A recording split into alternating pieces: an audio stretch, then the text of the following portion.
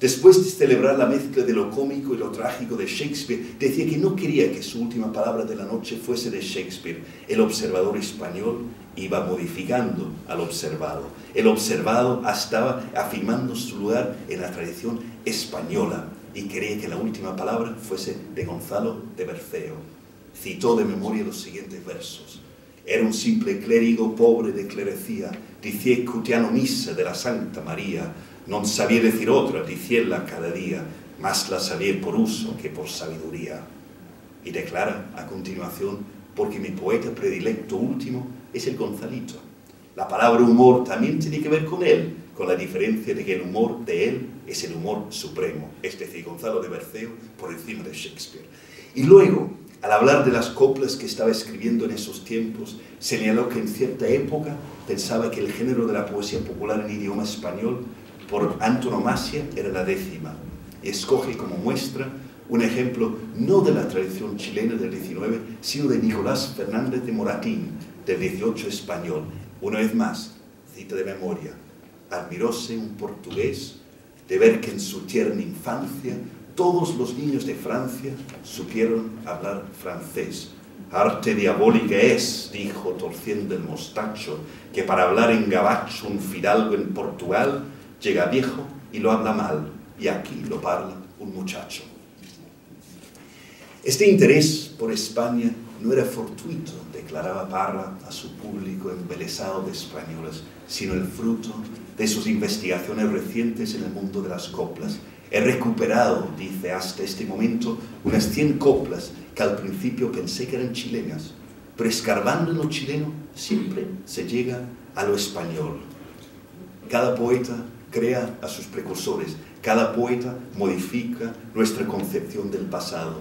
En el lenguaje hablado, en el humor, en la vitalidad de la poesía popular, Parra encuentra sus raíces y proyecta sobre ellas su prestigio antipoético. Y al hacerlo, cambia la tradición canónica de la poesía chilena, de la poesía de lengua española. Y la última sección, los precursores silenciados de Oxford.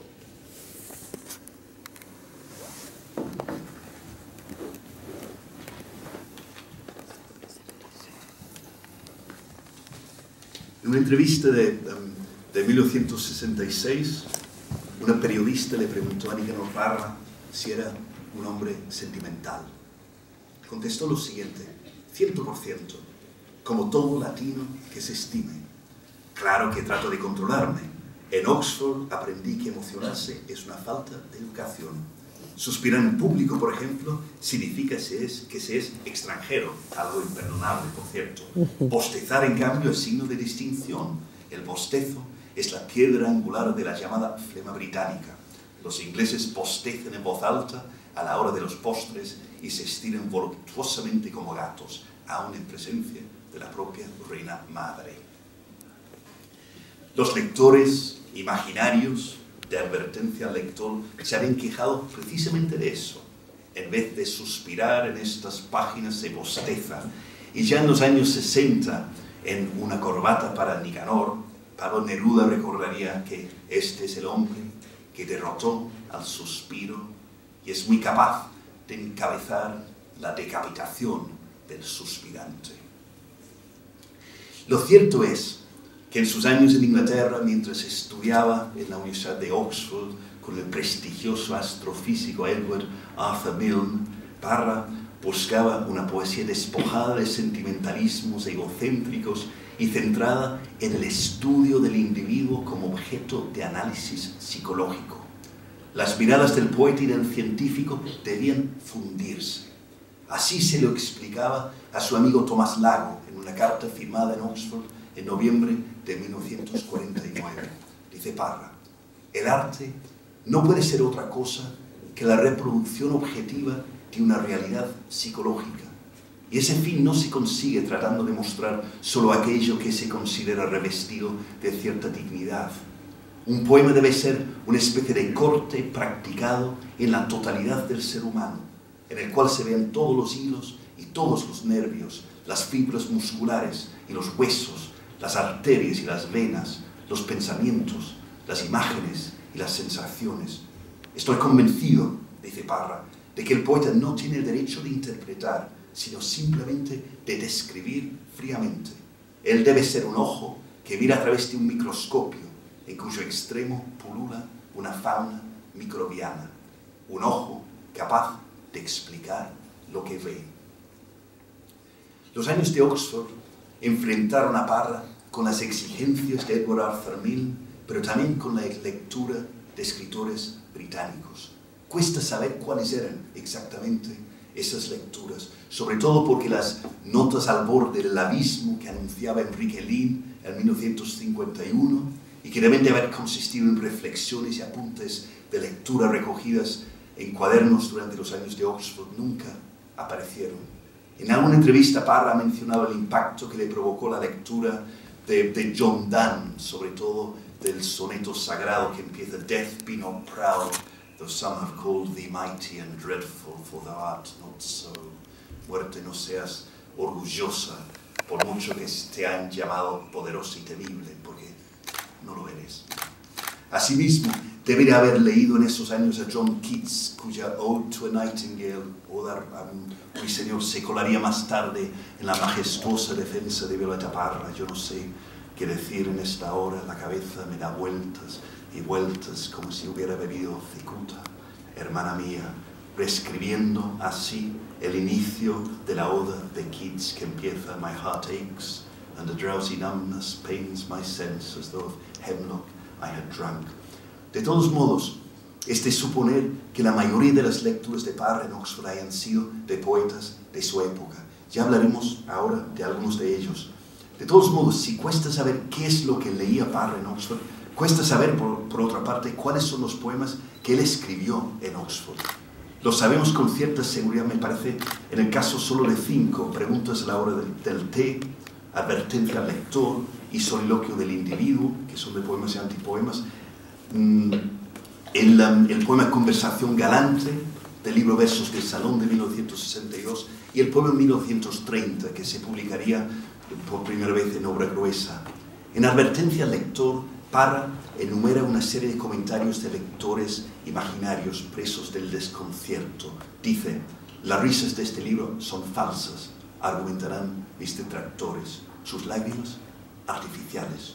En vez de suspirar, en estas páginas se bosteza, se patalea como un niño de pecho. El autor se da a entender a estornudos.